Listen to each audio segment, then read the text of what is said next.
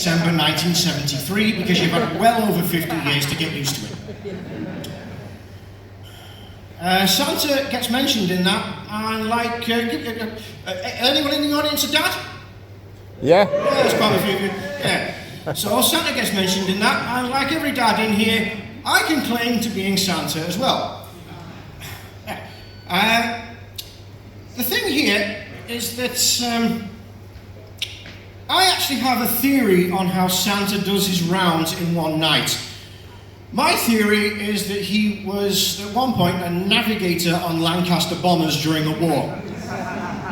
It makes it's perfect sense, largely due to the fact that he comes out at night, he goes from east to west, and that was the one thing that the navigator, that's one thing that the RAF Bomber Command did, they went out during the night. And how else is he going to navigate where he's going? Maybe the occasional flash of anti-aircraft fire from the ground.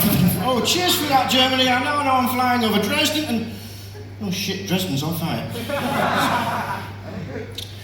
Santa is also, as we all know, he's accurate to within 1,000th of a millimetre. That is delivering presents, not bombing Germany, I might point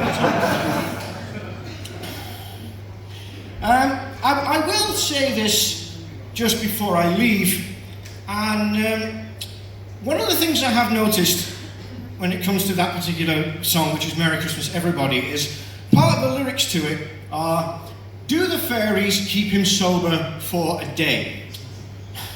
Not as far as the Europeans are concerned, let me point that out to you. Because in Europe, what we do is we tend to leave out some form of alcoholic tipple for Santa. And in Germany, it's a small beer. In France, it's a snifter of wine. In the United Kingdom, it is usually a sherry with a mince pie. Although in our house, it is Jack Daniels and a pizza. And here's the thing. When Santa does his rounds over Europe, by the time he finishes Europe, the next step is North America.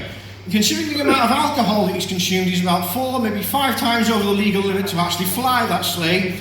So what did we do? Well, we ended up having an agreement with the Canadians and the Americans that the Canadians and the Americans would leave out milk and cookies for him, we would leave out alcohol for him, so we could get him absolutely blind drunk. The Canadians would leave out milk and cookies for him to sober him up on the flight home. But this was actually a very good reason that we did this, and it was to make sure that we could disguise the fact that Santa is a massive pisshead.